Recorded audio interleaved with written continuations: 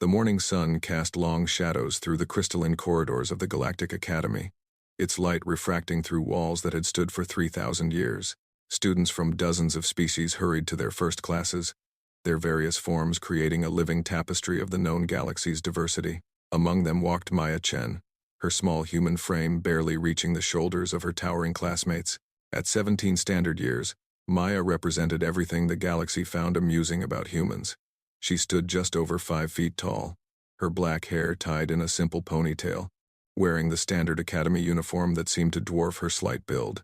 Her dark eyes held a quiet determination that most of her peers mistook for stubbornness or naivety. To the Vorthan warriors with their 8-foot frames and natural armor plating, she looked like a child playing dress-up. To the crystalline Zelani with their ability to manipulate light itself, she appeared primitive and dull. The Academy had accepted its first human students only 5 years ago, after Earth's recent admission to the Galactic Council. The decision had been controversial, with many species viewing humans as barely evolved primates who had stumbled into space travel through sheer luck rather than genuine advancement. Humans possessed no natural weapons, no psychic abilities, no unique biological advantages that marked the truly advanced species.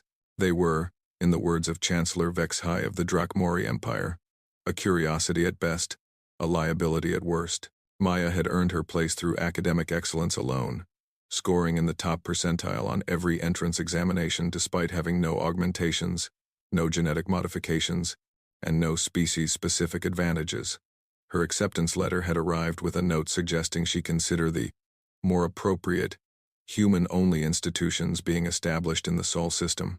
She had declined politely and arrived at the Academy 3 months ago, ready to prove herself among the galaxy's elite. The morning's first humiliation came, as it often did, at the hands of Kreshtar, a Vorthan noble whose family commanded entire star systems. Standing nearly 9 feet tall with natural bone spurs protruding from his arms and shoulders, he represented everything the galaxy valued in a warrior species. His pale blue skin seemed to glow with inner power, and his forearms moved with practiced precision that spoke of generations of combat training. "Look what crawls through our halls," Kreshtar announced as Maya approached her advanced xenobiology classroom. His voice carried easily down the corridor, designed to attract attention. The little human pet thinks she belongs among real students.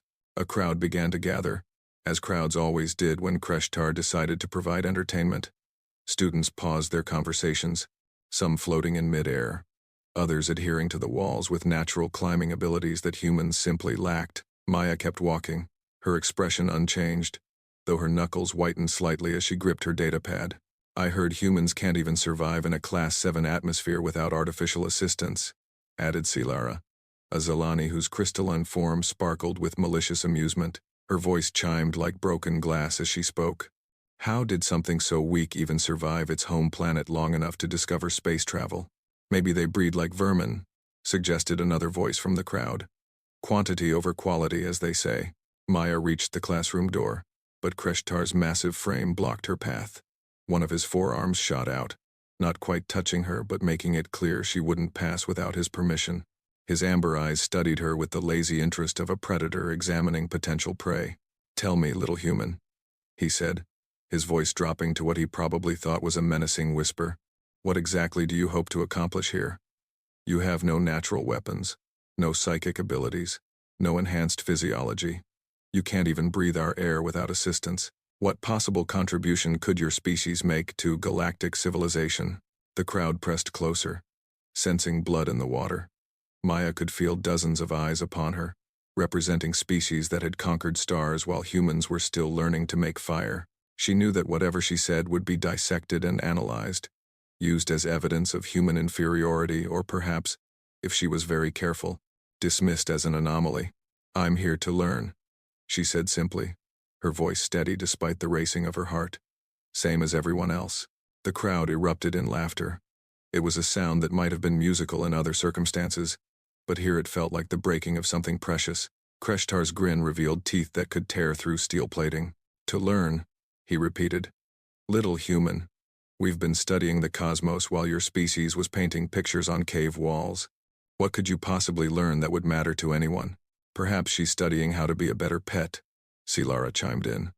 "I hear some species enjoy keeping humans for entertainment."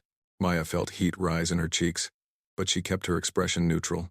This wasn't the first time she'd faced such comments, and she'd learned that responding with anger only provided more ammunition for her tormentors.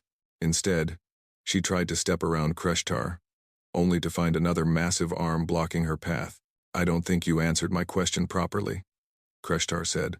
His voice carried a note of genuine curiosity now, as if he were conducting an academic experiment. "You say you're here to learn, but what could a human possibly contribute to our understanding of the galaxy? Your species has no unique abilities, no special insights. You're not even particularly intelligent by galactic standards." The crowd murmured agreement. Maya knew they weren't entirely wrong. Human standardized test scores placed them in the bottom quartile of known intelligent species. Their physical capabilities were laughably inferior to most spacefaring races. They possessed no innate magical abilities, no technological integration, no evolved advantages that would mark them as valuable members of galactic society. But Maya also knew something that the crowd didn't, something that she'd never spoken aloud to anyone at the academy, something that would sound like madness if she tried to explain it. "Every species brings something unique to the galaxy," she said finally. "Humans bring—" "What?" Kreshtar interrupted. "Weakness? Inability? A tendency to die when exposed to perfectly normal atmospheric conditions?" The laughter grew louder. Maya felt something cold settle in her stomach, a familiar sensation she'd experienced countless times over the past 3 months. It was the feeling of being utterly alone in a hostile universe, surrounded by beings who saw her as barely more than an animal. But beneath that cold feeling, something else stirred. Something she'd been suppressing since her arrival at the academy. Something she'd been taught to hide since childhood. It felt like a warm current running through her blood, like electricity dancing along her nerves. It felt dangerous and wonderful, and completely forbidden. "Humans bring perspective," she said, her voice carrying a hint of something that made several students in the crowd suddenly stop laughing. "We see things differently." "Differently?" Kreshtar's forearms spread wide in a gesture of mock amazement. "You see things poorly, you mean? Your visual spectrum is limited. Your hearing is inadequate. Your sensory apparatus is primitive at best. We see connections," Maya continued, and now her voice carried something that made the crystalline walls seem to resonate slightly. "We see patterns. We see possibilities that others miss." Silara's laughter took on a sharp edge. "Patterns? Little human. The Zelani have been studying cosmic patterns since before your son was born. We can perceive quantum fluctuations directly, manipulate probability matrices with thought alone. What patterns could your primitive brain possibly detect that we cannot?" Maya felt the warmth in her blood growing stronger. It was spreading now, moving through her chest and down her arms. She could feel it pooling in her hands, threatening to become visible. She tried to force it down, to suppress it, as she'd been trained. But 3 months of constant humiliation had worn away her control. "The pattern that brought humans to the galaxy in the first place," she said quietly. The corridor fell silent. Even Kreshtar's confident smirk faltered slightly at the strange resonance in her voice. "And what pattern would that be?" he asked, though something in his tone suggested he was no longer entirely comfortable with the conversation. Maya looked around at the crowd of students, at beings who could fly through space unprotected, who could manipulate matter with their minds, who could see across dimensions and communicate telepathically across light years. Beautiful, powerful beings who had conquered the stars through abilities that humans could barely comprehend. "The pattern of connection," she said. "The pattern that binds all things." As she spoke, the warmth in her blood suddenly flared. It raced down her arms and into her hands, where it began to glow softly beneath her skin. Maya tried to clench her fists, tried to hide what was happening, but it was too late. The glow was becoming visible, seeping through her fingers like captured starlight. The crowd began to murmur nervously. Several students stepped backward, their various sensory apparatus detecting something that didn't match their understanding of human capabilities. "What is that?" Silara demanded, her crystalline form brightening defensively. "What are you doing?" Maya looked down at her hands in panic. The glow was becoming stronger, more visible. She could feel it spreading up her arms now, following pathways that seemed burned into her very bones. This was exactly what she'd been taught never to allow, what her parents had warned her would mark her as dangerous in the eyes of the galaxy.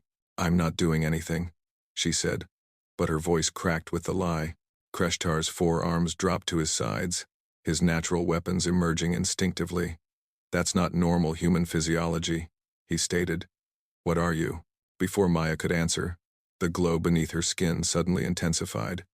It raced up her arms and across her chest, following patterns that seemed almost familiar, almost recognizable. The crowd gasped collectively as the light began to take shape, forming intricate designs across her torso that pulsed with an inner radiance. Maya felt a moment of pure terror as she realized what was happening. The sigil was manifesting, the mark that had been hidden beneath her skin since birth, the symbol that her parents had warned her could never be allowed to show. It was the reason they'd fled Earth's colonies, the reason they'd hidden among the Outer Rim territories, the reason she'd never been allowed to attend school with other humans. The design continued to spread across her body, visible even through her uniform. It looked almost like circuitry, but organic somehow, as if it were alive. The lines curved and flowed in patterns that seemed to shift when viewed directly, forming something that was beautiful and terrifying and completely impossible according to everything the galaxy knew about human biology. But as the crowd stared in growing alarm, one student suddenly gasped in recognition. It was Veltar, an elderly Drakmori exchange student whose species possessed the galaxy's most comprehensive historical archives. "Impossible," he whispered, his scaled features pale with shock. "That's a dragon sigil." The corridor erupted in chaos. Students scattered in all directions, some screaming, others triggering emergency communications. Kreshtar backed away so quickly that he slammed into the wall behind him, his natural weapons fully extended in defensive posture. Maya stood frozen in the center of the rapidly emptying hallway, the sigil blazing across her skin like captured fire. She could feel its power now, flowing through her like liquid lightning, connecting her to something vast and ancient and utterly beyond her understanding. Dragon sigils were legend, myth, stories told to frighten children and inspire poets. They were marks of power that belonged to beings who had vanished from the galaxy 10,000 years ago.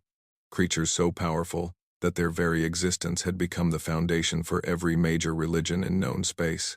They were the signs of the first ones, the ancient builders, the species that had created the hyperlane networks, and the quantum communication arrays and all the infrastructure that modern galactic civilization took for granted. Dragons were gods, and gods were extinct.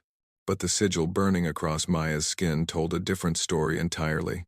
As the last students fled the corridor, Maya found herself alone with the impossible truth that her parents had died to protect. She wasn't just human. She was something that shouldn't exist, something that challenged everything the galaxy believed about its own history.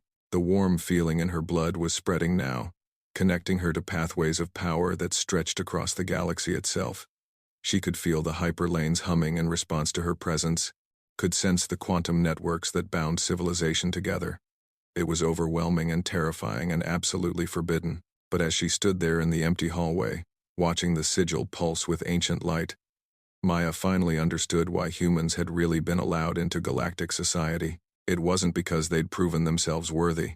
It was because someone, somewhere, had been waiting for this moment, waiting for a human girl to walk into the most prestigious academy in the galaxy and announce to the universe that the dragons had returned. The emergency alarms began to sound, their wailing cry echoing through the crystalline corridors. Security forces would arrive within minutes, followed by scientists, government officials, and probably representatives from every major species in the galaxy. Maya's quiet life as an overlooked human student was over forever. But as she felt the sigil's power flowing through her, connecting her to forces beyond imagination, she realized that perhaps being overlooked had never been the point. Perhaps she'd been meant for something far more dangerous and wonderful than anyone had ever imagined. The galaxy was about to discover that humans weren't weak at all. They were just sleeping dragons who had forgotten how to fly. The emergency response team arrived within 3 minutes, their movements precise and coordinated despite the unprecedented nature of the situation. Security Chief Zarthek led the group, his crailing carapace gleaming under the corridor's emergency lighting. Behind him followed a mixed team of species, each chosen for their specific expertise in containing anomalous phenomena. Maya remained motionless in the center of the hallway, the dragon sigil still blazing across her skin with an intensity that made direct observation difficult.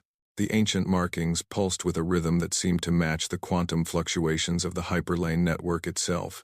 creating interference patterns that made the Academy's sensors struggle to function properly. Subject appears to be in a stable but unknown state, reported Dr. Ixagnal, the Academy's chief xenobiologist. Her compound eyes scanned Maya from multiple angles simultaneously, though she maintained what she considered a safe distance. The energy readings are unlike anything in our databases. The patterns match theoretical models for Dragon-era technology, but that's impossible. Security Chief Zarthek clicked his mandibles nervously. In 40 years of service, he'd encountered rogue psionics, dimensional rifts, and even a few cases of suspected temporal manipulation, but nothing had prepared him for this. The human girl stood perfectly still, yet every sensor array in the Academy was screaming warnings about massive energy fluctuations centered on her location. Has she responded to communication attempts? He asked. Negative. She appears to be conscious but unresponsive to external stimuli. Heart rate and brain activity are elevated but stable. However, her cellular energy output has increased by a factor of several thousand%. Maya could hear their voices, but they seemed to come from very far away. The awakening sigil had opened pathways in her consciousness that she'd never known existed, connecting her to information streams that flowed like rivers of light through her awareness. She was learning things that no human was supposed to know, remembering things that had happened before her species had even evolved. The dragon civilization had been vast beyond comprehension, spanning not just the galaxy but several others. They had built the infrastructure that modern species used without understanding, creating technology so advanced that it appeared to be magic to anyone who encountered it. But they had also made a terrible mistake, one that had cost them everything. Through the sigil's connection to the galactic network, Maya could feel the arrival of more response teams. Government officials were converging on the Academy from across the sector, along with representatives from every major species and several minor ones that rarely involved themselves in galactic affairs. The news of a human manifesting a dragon sigil was spreading faster than light through quantum communication channels. Chancellor Vexhai of the Drakmori Empire arrived within the hour, his massive form filling the Academy's main conference room as he convened an emergency session. Representatives appeared via hologram from across the galaxy, their various forms creating a tableau of concern and confusion. The situation is unprecedented, Chancellor Vexhai announced, his deep voice carrying the authority of someone who had ruled star systems for centuries. We have confirmed reports of a human student manifesting what appears to be a genuine dragon sigil. Our historical archives suggest this should be impossible. More than impossible, interjected Elder Nimtal of the Ethereal Conclave, her translucent form shimmering with agitation. Dragons were a pre-galactic species. They vanished 10 millennia ago. There should be no biological connection between them and humans. Unless, said Professor Kethvar of the Academic Council, our understanding of human origins is fundamentally flawed. The suggestion sent ripples of unease through the assembled representatives. Humans had been studied extensively since their admission to galactic society. Their biological development had been traced back millions of years on their home planet. Their genetic code showed clear evolutionary progression from primitive mammals. There was no indication of any connection to dragon bloodlines. The possibility of convergent evolution creating similar biological markers is essentially zero, stated Dr. Yil Nova from the Galactic Research Institute. Dragon sigils are not biological features in any conventional sense. They represent a form of quantum entanglement with the galactic infrastructure itself. Then how do you explain what we're witnessing? Chancellor Vexhai demanded. Dr. Yil Nova's hesitation was telling. I cannot. While the emergency session continued, Maya remained in the corridor, though she was no longer truly alone. Through the sigil's connection, she could sense others awakening across the galaxy. On colony worlds and space stations, in mining operations and agricultural settlements, other humans were experiencing the same impossible transformation. The sigils were activating worldwide, responding to some signal that had been dormant for thousands of years. Maya could feel each awakening like a note in a vast symphony, creating harmonics that resonated through the hyperlane network itself. The dragons weren't returning to the galaxy. They had never left. Marcus Webb felt the change begin during his shift in the engine room of the merchant vessel Star Dancer. He was human, like Maya, though older at 25 and hardened by years of working on the frontier trade routes. When the warmth started flowing through his blood, he initially assumed it was radiation exposure from the ship's aging power core. But as the glow began to manifest beneath his skin, tracing patterns identical to Maya's across his muscular frame, he realized something far more significant was happening. His sigil emerged with the steady power of a fusion reactor, and suddenly he could feel every ship within a light-year radius through their connection to the hyperlane network. Sarah Kim was studying quantum mechanics at the University of New Geneva when her transformation began. The brilliant young physicist had always been puzzled by certain inconsistencies in faster-than-light travel theory. As her sigil awakened, blazing across her pale skin like captured starlight, those inconsistencies suddenly made perfect sense. The hyperlane network wasn't just a natural phenomenon that species had learned to exploit. It was a living system, designed and maintained by consciousness itself. Across human space, the awakenings continued. Former soldiers, farmers, scientists, artists, children barely old enough to walk. The sigils recognized no patterns except one. Every human who had ever felt like they didn't quite belong. Every person who had experienced moments of impossible understanding or inexplicable connection to the universe around them found ancient power flowing through their veins. The galactic response was swift and panicked. Emergency sessions were called on every major world. Military fleets began mobilizing, though no one was quite certain what threat they might be facing. The revelation that humans possessed some kind of connection to dragon technology challenged everything the galaxy believed about its own history. Dr. Elena Vasquez, the human ambassador to the Galactic Council, found herself in the unprecedented position of defending her species against accusations she didn't understand. Standing before representatives from hundreds of worlds, she struggled to explain something that humanity itself had never known. I can assure this council that Earth's government was completely unaware of any connection between humans and the dragon civilization, she stated, though her words carried little weight against the evidence streaming in from across human space. Perhaps, said Chancellor Vexhai, but the evidence suggests that your species has been hiding this capability. We must consider the possibility that humanity's entry into galactic society was part of a deliberate deception. With what purpose? Dr. Vasquez demanded. To infiltrate our institutions, to gain access to our technology. Chancellor, humans can barely survive in most of your environments without artificial assistance. We have no significant military capabilities, no advanced technology of our own. What possible threat could we represent? The question hung in the air like an accusation, because everyone present knew that dragon-level technology could represent any kind of threat its wielders desired. The dragons had built the galactic infrastructure, had created transportation networks that spanned millions of light-years, had developed technology that remained beyond the understanding of modern science even after 10,000 years of study. If humans possessed even a fraction of that capability, they could reshape galactic civilization overnight. Maya felt the fear rippling through the quantum networks like shockwaves. She could sense the military fleets mobilizing, could feel the tension building in government chambers across the galaxy. The awakening sigils had triggered a crisis that threatened to tear apart the fragile peace that bound galactic civilization together. But through her connection to the network, she was also learning the truth behind the dragons' disappearance. They hadn't died out or transcended to another plane of existence, as the legends claimed. They had made a choice that had saved the galaxy from something far worse than war. The universe itself was dying, not in the distant future that cosmologists predicted, when entropy would finally claim the last stars, but now, slowly and inexorably, as something fundamental began to break down at the quantum level. The dragons had discovered this truth 10,000 years ago, and had realized that only one solution existed. They had to become mortal. The dragon species had evolved beyond physical form, existing as pure consciousness interfacing directly with the quantum structure of reality. This evolution had given them incredible power, but it had also made them dependent on the universe's stability for their continued existence. When they detected the first signs of quantum decay, they faced a terrible choice. They could preserve themselves as individuals and watch the universe collapse around them, or they could sacrifice their transcendent existence to become the solution itself. The dragons had chosen sacrifice. They had used their technology to encode their consciousness into biological templates, scattering these templates across the galaxy in the form of what would eventually become hundreds of different species.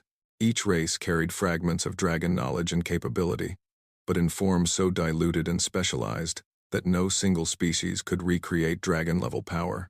Humans weren't just one of these template species. They were something far more significant. They were the control system, designed to activate only when the universe's decay reached critical levels. The sigils were emergency protocols, awakening dragon consciousness within human minds to coordinate a galaxy-wide response to quantum collapse. Maya understood now why she'd always felt different, why she'd been drawn to study patterns and connections that others missed. Every human carrying dragon heritage was a living component in a vast repair system, designed to heal the universe itself. But the galaxy wasn't ready for that truth. As news of the human awakening spread, fear began to transform into action.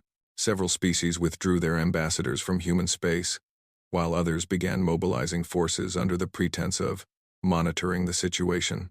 The Vorthan Empire, never comfortable with human inclusion in galactic affairs, began calling for immediate quarantine measures. Chancellor Vexhai found himself caught between competing pressures from his own people and the growing crisis. The Drakmori had built their empire on strength and conquest, values that made them deeply suspicious of any species that might possess hidden power. But they had also built their civilization on the same Dragon-era infrastructure that everyone else used, making them dependent on systems they didn't fully understand. The human awakening cannot be ignored, he announced to the emergency council session. Whether this represents a threat or an opportunity, we must determine the extent of their capabilities and the intentions behind their concealment. You're talking about treating an entire species as a potential enemy, Dr. Vasquez protested, based on a phenomenon that we understand no better than you do. A phenomenon that suggests your species has been deceiving the galaxy since first contact, replied Elder Nimtal. The ethereal conclave demands full disclosure of human capabilities and origins. Disclosure of what? We don't know any more about this than you do. But even as Dr. Vasquez spoke, she could see the fear in their alien eyes. Fear of deception, fear of hidden power, fear of a species they dismissed as primitive, proving to be something entirely different. The galaxy was preparing for war against a threat it didn't understand, and humanity found itself caught in the middle of forces beyond their comprehension. Maya felt the growing tension through her connection to the quantum networks, and she knew that time was running short. The human awakenings were accelerating, with more sigils manifesting every hour. Soon, the accumulated changes would reach a tipping point that would force the galaxy to confront the truth about what was really happening to the universe. But truth, she was learning, could be more dangerous than any weapon. Standing in the empty corridor of the Galactic Academy, surrounded by security teams that didn't know whether to protect her or contain her, Maya made a decision that would echo across the galaxy. It was time to stop hiding. Maya opened her eyes and spoke for the first time since her transformation had begun. "My name is Maya Chen," she said, her voice carrying harmonics that made the crystalline walls resonate softly. "I am human, and I am not your enemy." Security Chief Zarthek clicked his mandibles nervously, his weapons trained on her despite the growing certainty that they would be useless if she chose to act against them. "What has happened to you? What are those markings?" "They are a responsibility," Maya replied, stepping forward with fluid grace that hadn't been present in her movements before. "One that my species never asked for, but one we must accept." The sigil continued to pulse across her skin, but now the light seemed more controlled, more purposeful. Through her connection to the quantum networks, she could feel thousands of other awakened humans making the same choice she was, stepping forward to reveal themselves despite the fear and hostility they faced. "Dr. Ixanel," Maya said, turning to address the xenobiologist directly. "You've been studying my cellular structure since this began. What do your readings tell you?" The compound-eyed scientist consulted her instruments nervously. "Unprecedented energy output, but stable. Your cellular matrix has been fundamentally altered, but in ways that enhance, rather than damage, normal human physiology. It's as if your biology has been upgraded." "Not upgraded," Maya corrected. "Restored." The words hung in the air as more officials arrived in the corridor. Chancellor Vexhai himself had come, along with representatives from the Academy's board and several species Maya didn't recognize. They formed a loose semicircle around her, maintaining what they hoped was a safe distance. "Speak plainly," Chancellor Vexhai demanded. "What are you, and what do you want?" Maya looked at the assembled beings, these representatives of a civilization built on the foundations of technology they'd never truly understood. She could feel their fear through the quantum networks, but also their desperate need for answers. 10,000 years ago," she began, The galaxy faced a crisis that threatened to destroy not just civilization, but existence itself. The universe was beginning to decay at the quantum level, a process that would have unraveled reality within a few millennia. Impossible, Elder Nimtal interjected via hologram. Our cosmological models show no evidence of universal decay. Because the decay was stopped, Maya replied. By the species you call dragons. She gestured, and the sigil on her skin flared brighter. Suddenly, holographic displays materialized around her, showing complex mathematical equations and quantum diagrams that made the assembled scientists gasp in recognition. Dragons weren't a single species, Maya continued as the displays shifted to show evolutionary trees and genetic matrices. They were what this galaxy was becoming, the evolutionary endpoint toward which all consciousness was moving. But evolution toward consciousness integration came with a fatal flaw. The displays showed quantum cascade scenarios, universe-ending collapse patterns that made even the most advanced scientists step backward in horror. The more consciousness integrated with quantum reality, the more dependent it became on universal stability. When the dragons detected the first signs of quantum decay, they realized that their own existence was accelerating the process. Their transcendence was killing the universe. Chancellor Vexhi's massive frame shifted uneasily. You're suggesting that consciousness itself was causing universal collapse? Not consciousness, Maya corrected, but the form of consciousness that dragons represented. Direct quantum integration created feedback loops that destabilized reality at its most fundamental level. The dragons had to choose between their own survival and the survival of everything else. The holographic displays showed the solution the dragons had chosen, and the assembled beings stared in growing comprehension and horror. They scattered themselves, Dr. Ixnal whispered. They broke their consciousness into biological fragments and distributed them across hundreds of species. Every intelligent species in this galaxy carries dragon heritage, Maya confirmed. Vorthan strength and resilience, Zilani light manipulation, Kraling adaptability, ethereal phase abilities. All of these are fragments of what dragons once were, diluted and specialized to prevent any single species from achieving the transcendence that would doom the universe. But humans, Elder Nimtal said, her translucent form flickering with agitation. Humans have no special abilities. Maya smiled, and the expression carried depths of understanding that made several observers step backward instinctively. Humans are the command structure, she said simply. We don't have specialized abilities because we're designed to coordinate all the others. We're the consciousness that can integrate dragon fragments without triggering transcendence cascade. We're the repair crew. As if to demonstrate her point, Maya reached out with her awareness through the quantum networks. Across the galaxy, every piece of Dragon-era technology suddenly hummed with renewed efficiency. Hyperlane stability increased by significant percentages. Quantum communication networks experienced zero packet loss for the first time in recorded history, and power generation facilities began operating at theoretical maximums. The effect was immediate and unmistakable. Within minutes, reports began flooding in from across galactic civilization. Transportation was running smoother than it had in centuries. Communication was crystal clear across impossible distances, and energy systems were functioning with perfect efficiency. This is what humans bring to the galaxy, Maya said as the assembled officials stared at their suddenly enhanced technological readings. We're not warriors or scientists or artists, though we can be all of those things. We're maintainers. We're the ones who keep the lights on. But even as she spoke, Maya could feel resistance building through the networks. Fear was transforming into something more dangerous. The recognition that humanity's role would fundamentally alter the balance of galactic power. Unacceptable, Chancellor Vexhi declared, though his voice carried less certainty than before. No single species can be granted authority over galactic infrastructure. We're not asking for authority, Maya replied. We're accepting responsibility. There's a difference. She gestured again, and the holographic displays shifted to show current quantum stability readings.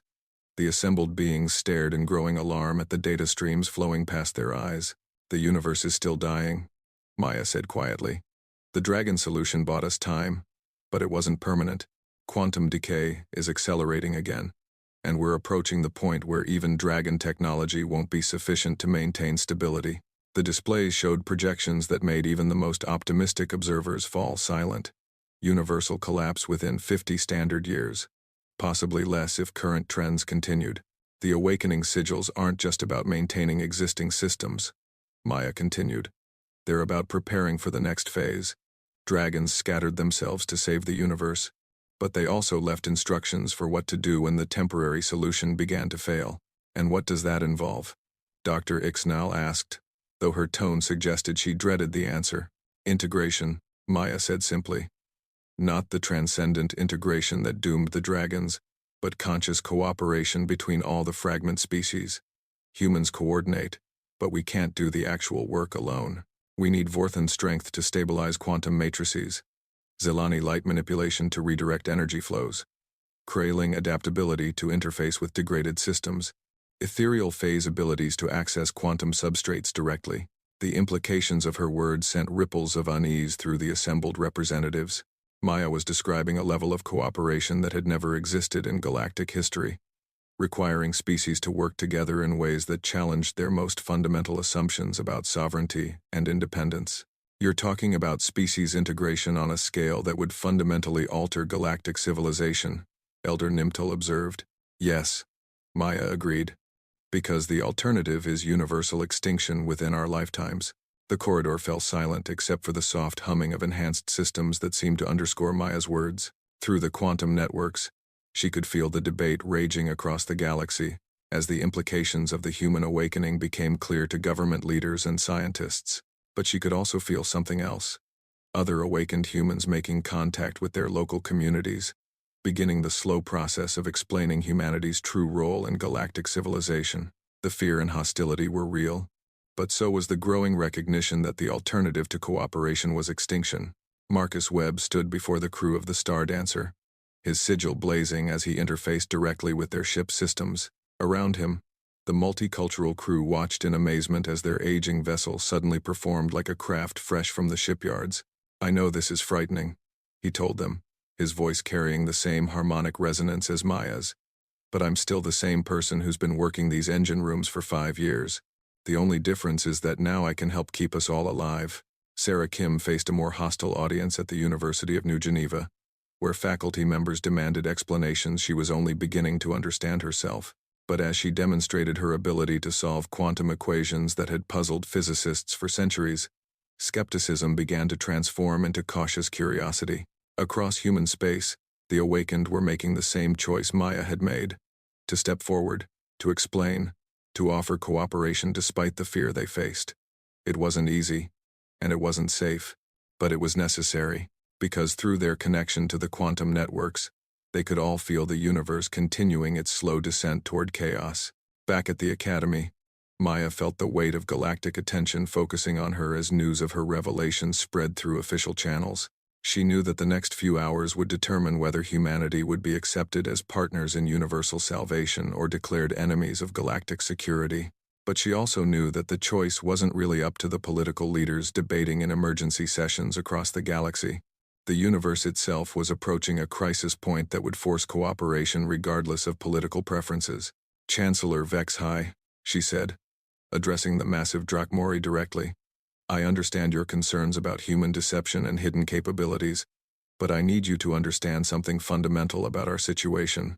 She gestured, and the holographic displays showed real-time quantum stability readings from across the galaxy. The decay patterns were accelerating, becoming visible even to non-specialists. We don't have time for politics, Maya said simply. We have perhaps 50 years to implement a solution that requires unprecedented cooperation between all galactic species. We can spend that time fighting each other over who gets to be in charge, or we can spend it working together to save everything we've built. The truth in her words was undeniable, supported by data streams that painted a picture of approaching catastrophe that no amount of military force could prevent. Chancellor Vexhai studied the displays for a long moment, his alien features unreadable. When he finally spoke, his voice carried the weight of someone making a decision that would echo across history. What do you need? He asked. Maya felt a wave of relief flow through the quantum networks as other awakened humans sensed the breakthrough. It wasn't acceptance, not yet, but it was the beginning of something that might become cooperation. Time, she replied. Understanding, and the willingness to believe that sometimes the smallest and weakest among us might be exactly what the universe needs. As she spoke, Maya could feel the sigils of awakened humans across the galaxy pulsing in harmony, creating resonance patterns that strengthened the quantum networks themselves. They were no longer hiding what they were, no longer pretending to be something they weren't. They were dragons who had forgotten how to fly, finally remembering their wings, and the universe, dying though it was, had never needed them more. The galaxy would learn to see humans not as weak creatures who had stumbled into space, but as the guardians who had been waiting in the shadows all along, ready to step forward when the lights began to dim. The real work was just beginning, but for the first time in 10,000 years, the universe had hope.